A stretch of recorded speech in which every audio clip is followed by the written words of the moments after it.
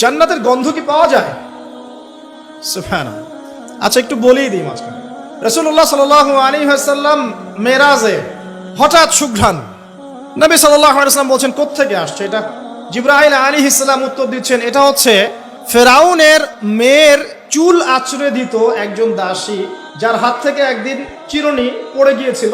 সে বলেছিল বিসমিল্লাহ বলে চিরুনি উঠিয়েছে, উঠে আবার আচড়ানো শুরু করেছে। এখন এর মেয়ে শুনে ফেলেছে বিসমিল্লাহ বলে উঠিয়েছে। সেই মেয়ে ফেরাউনকে বলল যে আপনাকে বাদ দিয়ে এই দাসী আরেকজনকে ইলাহ মানছে। তখন সেই দাসীকে গ্রেপ্তার করা হলো। তুমি কার উপাসনা করছো, কার ইবাদত করছো? সে দাসী বলছে, আমি এক আল্লাহর ইবাদত করি। কে আল্লাহ? যে আল্লাহ আমাকে সৃষ্টি করেছেন, যে আল্লাহ আমার রব, যে আল্লাহ আপনারও রব। ফেরাউনকে মুখের উপর বলে দিল। এবার ফেরাউন তাকে ধরে বলছে, ফিরে আসো তোমার মতাদর্শ থেকে, না হলে তোমাকে জীবন্ত আগুনে পুড়িয়ে মার। কি বলছে? আগুনে পুড়িয়ে মার।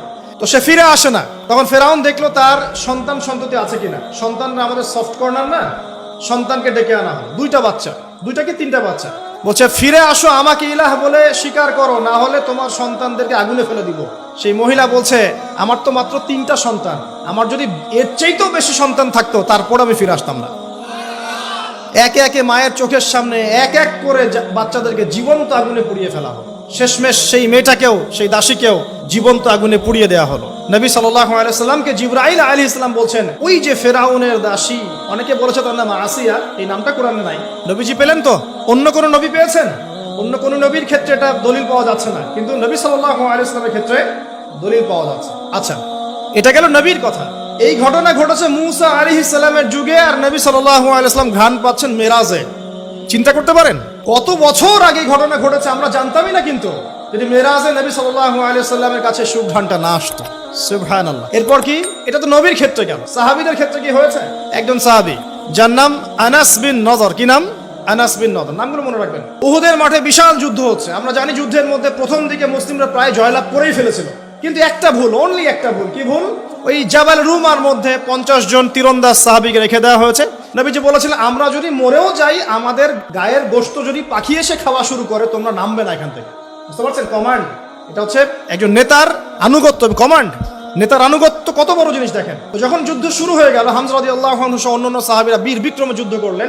অল্প কিছু সময়ের মধ্যেই কাফেররা পালানো শুরু করলো। যখন মুসলিমরা বীর দর্পে যুদ্ধ করে, কাফেররা পালিয়ে যায় না? যায় না? মুসলিমরা সবাই ঐক্যবদ্ধ যদি হতে পারতো, কোনো কাফেরের শক্তি ছিল নাকি ইসলামের দিকে চোখ তুলে তাকায়? আজকে আমরা যে বিভক্ত, আমরা বিভক্ত, আপোষে বিভক্ত, বিভিন্ন দলে মতাদর্শে বিভক্ত। আমাদের শক্তি কমে গেছে, হাওয়া বেরিয়ে গেছে।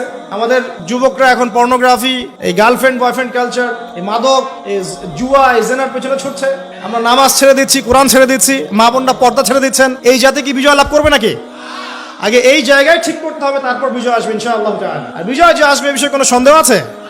কোনো সন্দেহ নাই। আমরা না পড়লে আল্লাহ পাক অন্য জেনারেশনকে নিয়ে আসবে। ওই জেনারেশন না পড়লে তার পরের জেনারেশন পারবে। তারাও যদি না পড়ে, আমাদের দ্বারা যদি কোনো কাজই না হয়, আল্লাহ পাক অমুসলিমদেরকে হেদায়েত দিয়ে ইসলামে নিয়ে আসবেন, তাদের হাত দিয়ে বিজয় দিবেন ইনশাআল্লাহ। পৃথিবী সভ্য